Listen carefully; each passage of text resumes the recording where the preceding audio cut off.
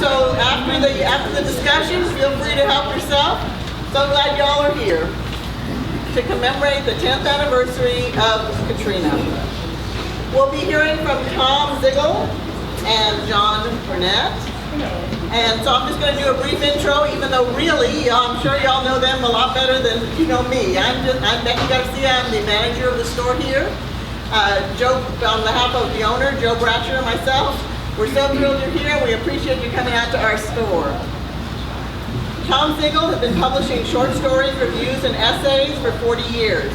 He is the author of 3 popular crime novels and has published 2 award-winning novels of the trilogy in progress set in New Orleans, The White League and Many Rivers to Cross, which won the 2014 Jesse Jones Award for Fiction from the Texas Institute of Letters, and the 2014 Fiction Award from the Philosophical Society of Texas.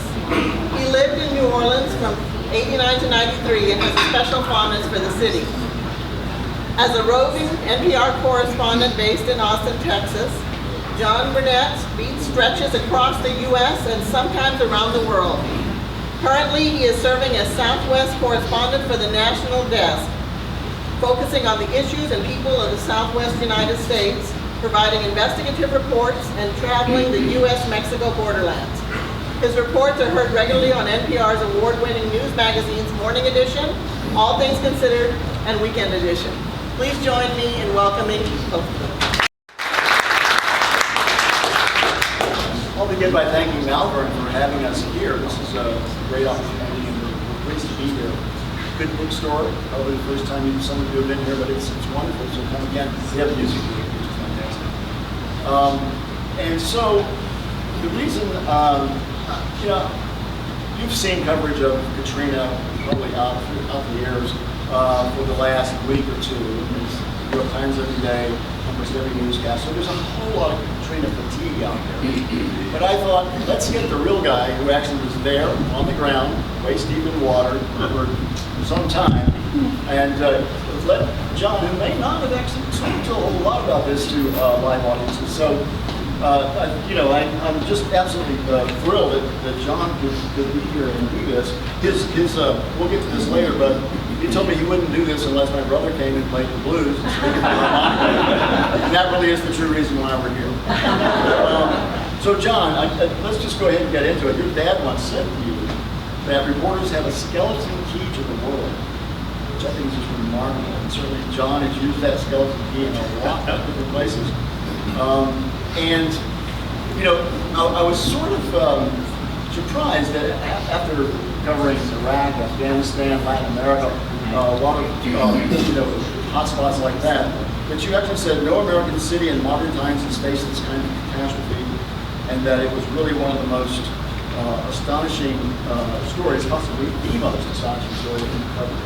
And I just wanted to just give you some time to talk about when you got there and what you expected and how did it work out. I know you've all seen that picture of John in water. That was shallow water. Literally. So tell us about your experience in Katrina. Well, thank you, Tom, and thanks for having me here at Malvern. This is a beautiful bookstore. It's a real treat to be able to talk about a story that's meant a lot to me personally and professionally, and which has kind of claimed to me. Once you fall in love with New Orleans, you never shake it, and a story like this affects us deeply. I had covered a lot of Gulf hurricanes by the time Katrina entered the Gulf and became a Category 5 in 2005. And so I had, reporters kind of have a formula that we tend to go by. We think that, first of all, I'm the only car that's driving against contraflow, so everybody is racing or trying to get out of the city, and I'm going, on the Sunday night as the storm is approaching, I'm trying to get in, everybody's trying to get out, and I'm thinking, well, you're going to have, the National Guard to interview, you'll have, the chainsaw crews will come out, the drywallers will be there, you'll talk to some upset residents, and then you'll get the city officials and maybe a weathercaster, and you kind of already know what you're going to say about the hurricane with regional differences.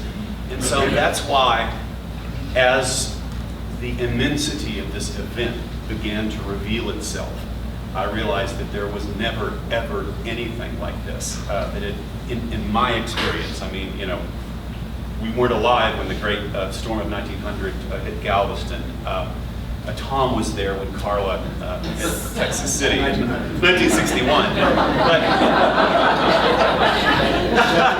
I think the context is that also, in addition to having covered a whole lot of Gulf hurricanes and been in the eye of a hurricane and had been in a lot of high wind, I also had been to a lot of refugee camps around the world and had covered countries in conflict where people are escaping violence and moving. And so you have calamity and chaos and suffering and confusion and overwhelmed authorities. I got that, and I sort of knew, this is what happens elsewhere in the world. And so as the story in New Orleans unfolded, it was almost hard to fathom that actually this great, distinctive American city was dissolving and no one knew what to do. All the manuals that had been written by the city of New Orleans, by the state, by LSU climatologists, all the modeling, I mean, it's like they all these filled up bookshelves what to do, and nothing prepared them for losing electricity, for losing their command center, for losing emergency communication, losing emergency rooms. It was just, everyone was a lone wolf, whether you were a policeman or a journalist, certainly the residents who were trying to survive. So it was just a completely unique experience, I think, for every reporter who was there. Yeah. And it was physically draining for you, and is your name Ann? Ann Hawk, yeah. Who was the person, and you guys were schlepping around heavy equipment, no elevators, of course, up and down stairs. I started to feel sorry for her when I read about her account, trying to keep up with you. But it was just an amazing thing. Now, how much territory did you cover? I borrowed some. I read John's wonderful essay in his book, which is back there. You should read it. Every essay is fantastic, but he's got a great essay about New Orleans. And I remember stealing something from him, because the novel I wrote, I just stole from all the sources. We all do that. Yeah, I know. But I don't know why it stuck with me. You were witnessing a SUV or truck back up to a store. This is about looting, and just people coming through and filling up the truck and leaving. And you and I have talked a little bit about looting before, right, that sort of thing. How much of your experience was shocking, unexpected? I mean, you went from the Superdome down to the convention center, and you spent some time in Memorial Convention Center. Well, the thing that was, again, going back to the theme of this major American city, the rule of law just sort of melted away as the floodwaters rose, and so this certainly happened with Law and Order, which was why a certain wildness or almost a hysteria took over, and the craziest rumor became fact. And so when Police Chief Eddie Compass went on Oprah Winfrey and said, "You have people raping babies in the Superdome," anything seemed possible. There was the wildest rumor that I heard is that there were gangs of African Americans that were moving down St. Charles Avenue, going into these Brahmin mansions and slashing family portraits. I mean, all these gothic stories. It was almost like these sort of deep-set fears all started sort of coming out and being projected onto Katrina. Most of the wild stories of the rapes and didn't happen, but the looting was the norm. And the New Orleans Police Department participated as well. There was a case where they went into a Cadillac dealership and started them up, and a lot of them, fled town. But it's just, and the looting was complicated because I talked to a lot of people, and for instance, those who were stuck at the convention center went to the Riverwalk Marketplace next door, and they were they were filthy, they were sour with sweat. The water was just vile that they'd come out of, and so they wanted to get some clean clothes, and they wanted to get some dry sneakers, and so there was that level of it. And then you could also see Rouse's supermarket, where it was just open season on the bourbon, and there were SUVs that were driving up. I mean, it's going to happen. And so, you know, it was, I mean, I've reported that sort of decency prevailed over depravity. In general, people helped each other out. And the stories of preying on one another, I think, were exaggerated. But that we sort of learned that later. At the time, it seemed as though anything could happen. And I actually wish that I'd had a gun. I wish that we had had an armed guard, because we had this big pickup truck that I rented in Austin to drive in, because I figured, you know, good high center car, and you know, it was a hijacked target, and you know, I really felt like you know, we wished we just had more than our, you know, our charm to talk our way out of situations. By the way, Blackwater was in New Orleans protecting mansions and other things. You know, that was, they were hired to go in there, and they were around mostly the wealthy who had hired them. So no Blackwater for John. He was out there on his own. What was that? So yeah, I remember hearing this, and so I used it in my novel, where one of my jokers say, "Black people loot, white people liberate." And there was this sort of a black Arab was saying this, and there was this sense that, well, if we go in and steal diapers and maybe some orange juice, you know, we're looting. But there were, I read several accounts of folks in the French Quarter, which was not flooded, right, water that much, who were having huge parties on stuff that they had, you know, bourbon and candies and things that they all. And these were mostly white people in the French Quarter, so there was that bias in reporting. But the chief of police was unbelievable. He got fired within 2 or 3 days, or quit, because, and when asked, why are you saying things like a little girl's body was found in the Superdome bathroom with her throat slit, and it just didn't happen. Okay, none of that happened. Didn't happen in the same room. But see, that was, I mean, this thing, the horrible thing that happened at the Danziger Bridge, which has been this criminal case of the police who shot unarmed evacuees, all of them were black. One of which was a retarded man. They shot him in the back with a shotgun. And again, the thinking was there was all these crazy rumors that snipers, looters are shooting at the police. And so because everyone believed this, anything was possible. And so there was this kind of hyper, kind of military attitude. You know, we have to have force protection. We have to defend ourselves. And so in some ways, the rumors perpetuated and accentuated the violence, because people thought that they're coming for me, they're coming for my stuff, they're coming for my men in uniform. And so really terrible things happened, which was interesting as sort of, you know, a guy who works in communication. Is, you know, we've got some great reporters here in the audience too. It's like when there is a complete vacuum of information finds a way, but to fill that vacuum, but you know, oftentimes it's, you know, it's incorrect. How did you file your reports? There was no power. We had a satellite phone, and which I'd used in Iraq, so I sort of, you know, knew how that works. And we were in pretty good shape. I knew how to pack a storm go bag, and we got letters later saying, well, you should have given your satellite phone to the police because all their communication broke down.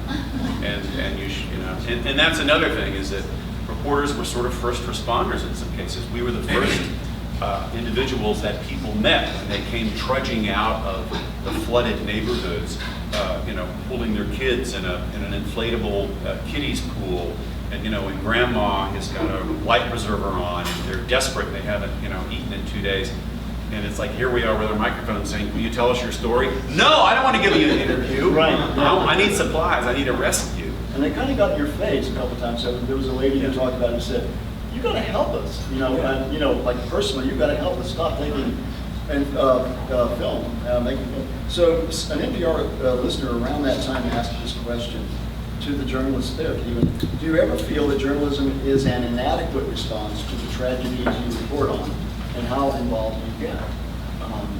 Yes and no. I mean, I did feel I wish that you know, there was just the suffering was so great. It's like, you know, maybe I should just put the microphone away and, you know, just help rescue people. But in the end, because the local, state, mainly the state and federal, mainly the federal effort to respond to this deepening calamity was so disorganized and inadequate that the world needed to see this, and they needed to hear it, and they needed to feel it. And so, in the end, I feel like, you know, what we did was of value because we felt that the country's outrage was growing as you saw this epic. This is the convention center where, for 5 days these people waited for buses. There were police cars that were driving. You could drive onto I-10 and drive all the way to Baton Rouge. It's not like it was shut off. And there was just this complete inability to sort of get it together for a lot of complicated reasons we now know. But we were there to bear witness, and I think we did that. Well, speaking of trying to get out of town, there were really large groups of walkers who headed over the Crescent City Connection, the bridge that goes over to the West Bank where Algiers and Gretna. And they were turned back by the police of Gretna saying, we don't want you people to come over here. Yeah. The message was clear. We hear about looting, we hear about violence, we hear about sexual assault, and we just don't want you New Orleans, primarily black folks, coming to Gretna.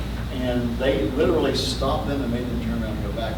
Shotguns over there. Shotguns, shooting shotguns over their heads, which I used that scene. You did use that, yeah, I remember that, yeah. It was really vivid. Yeah. So there was an exchange with Chertoff and Mr. Zigal on the air about what Homeland Security. This is Robert Zigal, the host of All Things Considered. Right. One of them. And they were having a talk, and can you just address that a little bit? It seemed like Chertoff really was far behind him in the information game. Didn't quite know what he was talking about. Just trying to paint a rosy picture. Right. And I believe, did you call Zigal or someone close in? It was just this while the interview was going. Yeah, kind of the radio gods smiled on us, and we had just found out about the convention center, which became a sort of an informal shelter of last resort. Never should have had people in it. They actually had to break open the doors when the Superdome was full and it was squalid, and the National Guard was having a hard time keeping order there. So even the New Orleans police had that information. We're sending people into the convention center. When Ann and I got there, all I saw was who I saw in my vision. I estimated 2,000 people. They later said it was 25,000 people. This building is 4 blocks long. It's immense. I mean, New Orleans is a major convention city, so they had filled this place up.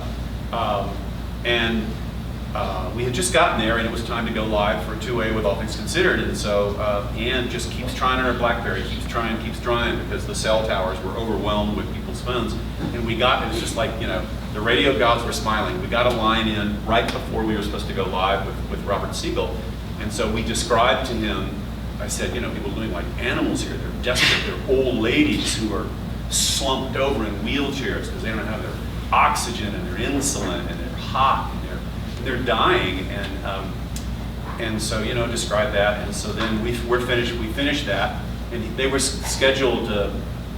Michael Chertoff, who was head of Homeland Security at the time, goes on right afterwards, and he had been briefed by his team of people that basically the situation is under control. Heck of a job, Brownie. Heck of a job, Brownie. Yeah. It's like we're doing what the federal government does, and resources are on the ground, on the way, and it just couldn't have been further from the truth. And so Zigal, who's just was great in the saddle, says, well, Mr. Chertoff, we have a reporter there who says that you've got thousands of people who are just living like animals inside this building. Is just like one example of a disastrous response by the federal government. He goes, oh well, no, we haven't heard that. I would those are just anecdotes that get passed around. So anyway, Zigal pressed him to his credit and said, no, we actually trust this guy. he's been around. He's one of the old guys. And so Chertoff later told Newsweek that after that two-way with Zigal, he called his people and he said, what's going on in the convention center? They'd sent somebody over there. I mean, any idiot in the city could have seen that you've just got literally a city full of people inside this building. And they said, Mr. Secretary, there's a whole lot of people. They don't have food, water, medicine, anything, security. And so the next day, they send Blackhawks there, and this is almost, it's like, watch what you ask for. And so they were so terrified that they were going to start this war for the MREs and the water they were dropping, that this Blackhawk hovers over the parking lot next to the convention center and drops these cartons of water, which then explode like water bombs. And people are like, why are you doing this chance. We're actually human beings. We're civilized. This is America. You can land and give us this stuff. We're not going to like rush it like it's a UN grain truck or something. But yeah, that was an interesting. And you said afterwards, after the Zigal-Chertoff exchange, you said suddenly I didn't feel so useless. You had on the air. CNN and NBC were there too. So. Right. By the way, if you have some questions while John and I are talking, just raise your hand and ask us because we're not completely sure. And there's some great jambalaya over there. You won't feel offended if you get up reviews. Okay, so this is, I don't know why this is personally interesting to me, but you met Dr. John. Such a night. And he told you that the city was traumaticalized. Yeah, traumaticalized. Yes, right. Which is a book with Dr. Johnson. What's about that? You met him actually before the. Yeah, we had done a piece with Dr. John, sort of showing me like his favorite botanica, where he like bought his rose water and his incense, and just kind of driving around with his driver and his bodyguard named Bob the cop, and it was just like one of the greatest interviews ever. And we started, let's not. Bob, come over here. Let's go to Jackson Square. Let's get some fresh air molecules. That'd be a healthy maneuver. But he said something which I really think was sort of prescient, given the current state of New Orleans and how much it's changed in the years since the storm. He was saying, did I write this down? I think it's on another pad of paper. He basically said, he said New Orleans is a poor city, but the poorness is the reason why it is this cultural wetland. Why it's got the music and it's got the food, because in those same places where there's the poorness, that's where sort of some of the creative ferment is in New Orleans, and so you sort of need those places for this to be New Orleans. And so this kind of raises the question. The city has changed, I think, dramatically in some ways. I mean, for those of you who have visited, it's just been phenomenal. They talk about a renaissance, but and we can talk about the amazing addition of the primary health care clinics and the new LSU Medical Center, and all the new charter schools, and the rebuilt streets and all the rebuilt homes and the startup companies, and we could have a whole session just on that. But we do know that there are 100,000 fewer African Americans in the city, and that rents have tripled in some places too, and the market has taken over. And we know this very well in Austin, where we all talk about gentrification. And so I recently did a story when Mitch Landrieu, who's just kind of an amazing mayor, was in Houston last Friday, calling people home. He went to a Baptist church, and it was full of the New Orleans diaspora who had all made their homes in Houston and stayed there. And he said, "No, we're a better city. You can come home now. It's a better city than when you left." But I talked to one of the gentlemen afterwards, and I said, "Why don't you go home?" He said, "My community's gone." He said, "My neighborhood's gone. All my people are gone. They just kind of scattered." A place that has one of the strongest senses of place in the whole country, and there's something to that. Yeah. If anybody has any questions, please. Yeah. You talked about Dave Eggers' portrayal of the situation in his novel. Zaytoon? Yeah. Zaytoon, yeah. He's in big trouble. That was an amazing book. I read it quickly. It was just absolutely captivating. It turns out that Zaytoon's a wife beater and a pretty horrible person.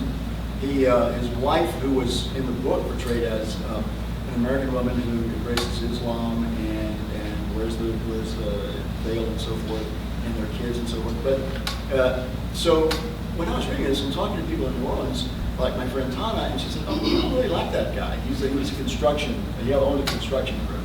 Because, he's been kind of shady." And I thought, well, wait a minute, Dave Eggers' book about him is fantastic. He seems like a saint. For those who haven't read it, he sort of travels around in the first week or so in a boat rescuing people. Then he's arrested by the police because he looks suspicious. He's Middle Eastern. Put in a dog cage and then transferred to prison. It's a heartbreaking story, but it turns out that he is not necessarily a nice guy. So the wife divorced him got a restraining order against him, and he broke that restraining order 4 or 5 times, ended up in jail. So it doesn't end that well. That story isn't as pretty as I had hoped it would be, because he was such a sympathetic guy in the book. Yeah, that's the way it goes. Yeah, and then. Question for John. So to your last point about the way in which the city has changed, in the aftermath and in the year or two after that, there was a lot of feeling, especially in the Black community, that diaspora, while caused by the events of the day that were somewhat uncontrollable, in fact dovetailed very neatly with community leaders' plans for the evolution of New Orleans, for making it more wealthy and more white. A wider city, And so, last I was there, that was the conversation I heard. So being there since, do you think there's any truth to that? I mean, journalists look, show me the evidence of sort of, was there a plan in the back rooms or, somewhere to sort of, what we know is that the public housing projects, the big four, had been in the crosshairs for a long time, certainly before Katrina, because and being seen as these centers of criminality and drugs, and that part of that was true. And so this became an opportunity to raise the projects, and now they built these kind of remarkable new housing developments that are mixed income, have far fewer availability for poor folks, and the waiting list for those vouchers is stretches back years. So there's not enough housing for all low-income folks at their work. But I continue to read this. My friend Jason Berry wrote a really fine piece on the Daily Beast, which I recommend everybody, long piece, and about there is a lingering suspicion that this was the moment when certain city leaders could take advantage. Don't let a crisis go to waste. They could bring about a lot of these long-term visions they had for New Orleans and to solve some of these deep-set problems, but at a huge cost to the people who were vulnerable. Yeah, in fact, and you may remember that both later, St. Thomas Housing Project and Magnolia were both closed down before the hurricane, and then eventually after the hurricane, all the projects were closed down. So you wonder, and if you've ever lived in New Orleans, as some of us have, projects take up a lot of real estate, a whole lot downtown, and they house a lot of poor people. Right? They're originally they thought they were going to be for white GIs returning from the Second World War. They started building these things in the late 40s, and it didn't turn out that way. So they were all closed down immediately after Katrina, and now they're building this sort of and giving vouchers for the houses that they're putting in, but they're few and far between. And the 100,000 Black residents who are not returning just don't have a place to go. But I wanted to say something about this phenomenon, because when your son and I were driving around New Orleans in a couple of months after Katrina, and it was a ghost town. I was taking notes for many rivers to cross and trying to figure out how this journey would take place. My elderly guy going to find his wife his daughter and grandchildren. And Danny and we were taking notes furiously in this little book right here. Whoops. I was driving and Danny was taking notes, and occasionally there's some editorializing in there, and he would add his own observations. Is Danny here yet? Are you here? He's in the back. We'll ask him. So Danny was a junior in high school, and we rented this car. I think we watched the Army Corps of Engineers trying to rebuild the 17th Street Canal. That was a huge breach that flooded Lakeview, which was a fairly wealthy neighborhood, upper middle class near the lake. We watched them. We saw no one. We drove around the parish prison. We drove all over Gentilly and City Park and all that sort of thing. We got down near uptown, the St. Charles area, which is fairly wealthy, and I saw a really wealthy, like a Mercedes or something, car, and the bumper sticker said, "Thank God for Houston." Yeah. And so I had this long discussion with Danny. I said, "Danny, is that cynical, or is that for real? Is this person who owns this car in front of a very nice house near Autumn Park, is he or she saying, thank you, Houston, you took all these people into the Astrodome by the thousands? Or was it saying, thank you, Houston, you've emptied our undesirables? And we had this long discussion, back and forth. Thank God for Houston was a thing. So I ended up using it in my novel ambiguously. But we had I took the cynical old man view, and Danny was like, no, I think they really are complimenting Houston. But you know what? There were forces in New Orleans that were very happy that those folks went away and didn't come back. As they were in Galveston. After Ike. So those evacuees, you talked to some of them, John, is their life better or worse since they left the Orleans? I would say better, but they all miss home. Houston is not New Orleans, and so their children are going to better schools, and there are many more job prospects, especially in the Texas Medical Center, and the housing is better. You get more for your money, and they've several of the churches moved in their entirety from New Orleans, just picked up and just moved to Houston to take care of their congregations that had been dislocated. But it's not at all. You think it's in the same latitude, that it's kind of close to it's in Southeast Texas, but you're just saying this is so not New Orleans, and it's too big, and you can spend an hour and you're still not where you want to be, and people are not as friendly. You say, hey baby, how are you on the street, and it takes a while for them to react, and they think they know how to make red beans and rice in Houston. And so it was uncanny. Every single person I talked to at this church service where Mitch spoke at said, we're going to go back one day. When our kids are out of school, or when we retire, our house is still there. We're kind of fixing it up. We're going to retire there. We want to go home. That's still their home. Thorne, you have a question? Considering how much, everything broke down in terms of government response on all levels, how remarkable was what happened in Houston? What happened in? How unprecedented was Houston's response in the way Houston? It was major. I know that it was a major. Yeah. And in Austin too. Yeah, I mean, no, the cities that took people in Houston may have been the biggest, the largest, receiving the largest population. It was astonishing. It really was. I mean, kudos to Houston. They didn't really have to do that. There's been some small amount. I've read articles and stuff about the amount of crime that went up in certain neighborhoods now in Houston. And this is sort of humorous and sort of not. There was a Houston gang that was interviewed a couple of years ago, and they said, wow, these guys are really bad. It's like, well, we don't really hang out with that kind of bad, So New Orleans is quite a place, and there are no gangs like Crips and so forth in New Orleans. It was all about your project, the project you lived in. So Calliope Project, 3rd Ward, and it is Calliope, not Calliope. Calliope Project, 3rd Ward, all the young men had CP3, Calliope Project, 3rd Ward, and they were a gang. That's their gang. Mm-hmm. So Magnolia would take on Calliope, and Calliope would take on St. Thomas, and that's the way it was. So the disappearance of these projects is an astonishing sea change for a couple of young generations of New Orleans, especially young black men.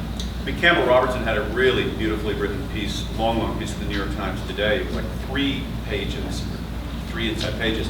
And he talked about in the Treme, which has become so famous because of the HBO series and in general is amazing. Obama was there today. That housing prices have gone crazy. All these people are moving. There's vacation homes for some people. In neighborhoods where cab drivers used to be afraid to take you. Right. Now it's become this kind of boutique place. And one of these residents said, there's not as many musicians here. The place where their conceit is that jazz was born in the Treme, right. And it's just a lot of that is gone. It's gone elsewhere in the city. It's still an intensely musical city, we all know, but maybe not the Treme. Yeah, I mean, Treme a long time ago was called Back in Town. And when we were living there in the late 80s and early 90s, didn't go there. The brass bands were playing there. They were living there. There were some amazing bars there. But you really just, if you were white, you didn't go. Even Treme, it's so gentrified. I mean, possibly because of some publicity from the HBO series, but in general, I kind of wonder, who are these folks who are making a huge investment in New Orleans, of all places? They're coming in, they're buying cheap and building nice houses and stuff. The gentrification is going on. It's been chronicled all week in the New York Times and elsewhere. And I mean, they're rolling the dice and taking a bet on these neighborhoods and building big. You may have also remembered that there were the Brad Pitt houses, and Brad Pitt, bless his heart, did his best to have some architects design, and then he would build some houses up on, like sort of like in Galveston, other places on stilts. And I think there were a few, not enough houses, but people have had great intentions, and it's, there's some things are working now in New Orleans and some are not. Ray Nagin is in prison. Aaron Broussard is in prison. He was basically the mayor of Metairie, Jefferson, whatever you call it, head guy. And New Orleans is just, it's still an astonishing place, but it also still has many of the Edwin Edwards kind of corrupt stuff that goes on all the time there. And you think, can't you break this cycle when you live there? I remember writing in a book something in my novel, The White League, where one of the characters says, when are the smart people going to take over? And I think that's a question that several people wrote to me about it and said, I wonder that a lot too. Because the people who, not Mitch Landry, who's a saint, but some of many of the other folks, have been just so corrupt, and they're paying for it. Can we want to talk about your book a little bit? Oh, just a minute. Is it time? Yeah, I think we're about ready to bring on the good part of the program. Well, but I just want to, this is, Tom sent me this book, and there are a whole lot of Katrina books out there. And so I was a little dubious of a novel because reality was almost unbelievable. So how are you going to fictionalize this? But I was so drawn into this, and his characters were so credible from having been there, and I was really found it to be a remarkable book, really praiseworthy. And we had breakfast this morning, and I didn't realize that I said earlier that you had gone through Hurricane Carla in '61, and you had lost your home, and your dad was a jack of all trades, and this was before FEMA, you guys rebuilt it. Yeah. You had all this water, and in some ways, you were 13 years old then, and that must have been pulling you through this book. Yeah, it did. I always wanted to write about that experience, and so I found this. I could write about it, about other people, how it felt, how it will feel to anyone who comes back. And there was mandatory evacuation. I grew up in Texas City, down by Galveston, and in 1961, Hurricane Carla. Did anybody live through that? Remember that? We were down on the coast. It actually came through the Austin area, through Cameron County, and really did a number here because we fled up here. It was just the winds and rain were amazing here too. So we had 3 feet of water in our house, but so did everybody in Texas City. We had a little seawall. Oh, that was breached. That didn't need eye walls or big earthen things. It just came right over that, and huge tidal wave. And so the city, the entire 75% of the city spent weeks. Everyone was in there fixing their houses, right? And we lived 8 houses from the seawall, so you can imagine that we had the water. And I remember coming back up for a couple of weeks. And by the way, the National Guard made you go to the recreation center on the outskirts of Texas City, or actually as you went in. And it's a city of 30,000 in those days. And you had to get tetanus shots. They were mandatory. There were all these mandatory things. The National Guard were all around, and there weren't enough National Guard around in Katrina. And in fact, you were the one who I think I stole from you the fact that an engineering corps from the National Guard went into the convention center, a platoon of them, and everybody was cheering, yeah, the law and order's here. And they were so freaked out by everything they saw in there, they went and hid. Yeah. They hid, and they didn't come out of their corner. So anyway, they acted bravely and wonderfully in Texas City, and we did spend weeks. I was disappointed. The football season was disturbed, and we had to have football games, and I was ready to catch some passes. School was delayed. I learned how to do sheetrock, 3 feet, Dad cutting it out, wet insulation, replacing the insulation, replacing. My brother Frank is in the back, he's 2 years younger. So we were 13 and 11, and we suddenly became jacks of all trades with my dad. The wood floors were buckled, they finally. There were huge drift wood piles in everybody's yard, and the fences were down. And I just remember my dad walking around with a shovel, killing water moccasins with the shovel. It was like, oh, whack, you know. And you know, I was like, I think I'm going to go stand over here while you're killing those water moccasins. So they were a space to live through. You lose everything when you have 3 feet of salt water in your house. You lose all your furniture, your kitchenware, all of your clothes because they're in the closet. They're you know. And your beds and all that sort of things. You have to start over. The Salvation Army was wonderful because they came by in popsicle and ice cream trucks every day at noon, bringing the little ice cream truck thing, and they had sloppy joes, chips, and drinks, you know, soft drinks. And they gave them out to everybody, and went out to the street, house after house after house. So you know, this was in mind when I started writing this book, and I think I incorporated that feeling of loss and the horror of it. And by the way, we had a dog named Susie, sort of a mutt, and we had to leave her behind. We didn't really know that our houses would flood, but we were sort of like heartbroken because we stuffed lots of old people in our 2 cars and drove out to Fayette County. And she survived, which was amazing. We came back, she was on the front porch, wagging her tail, muddy. She was a white dog, but she was no longer white. She was just muddy. I do not know how she survived that, but she did. So I'm curious about, I mean, you know, I have my skeleton key to the world, as my dad said. I mean, so when you and Danny were like driving around New Orleans, and you researched this for like 6 months, I think you told me. I mean, so did you just say, I'm a novelist and I write speeches for a university president and I want to ask you about your, I mean, how did you approach people to do your research? Well, I basically, there was no one there. So when we drove around, I mean, it was a ghost town. So we did, you know, like the only person we saw at one point was a little kid, African-American kid, about 7 or 8 years old. No parents anywhere. He was standing in the middle of the street. I kind of slowly drove around, and he threw a rock at my car, out of the car, you know. It was like, and I got his message. He was like, don't go, you know, vacation in my misery, you know. And so we were very careful not to do that. There weren't a lot of people there, but we had a wonderful couple of guys, Malik Rahim and my friend Don Paul, who showed us around the lower Ninth Ward, because they were there as workers trying to help everybody out, and they were the ones who were dragging the refrigerators out to the curb and checking on houses. People would call from Memphis and say, my house is such and such. Go in there, tell me how it is, pull things out.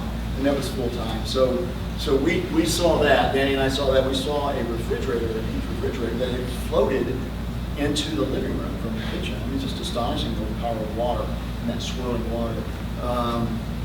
Danny, do you want to say anything about that trip that we took? Sure, yeah, it was surreal, you know. Yeah.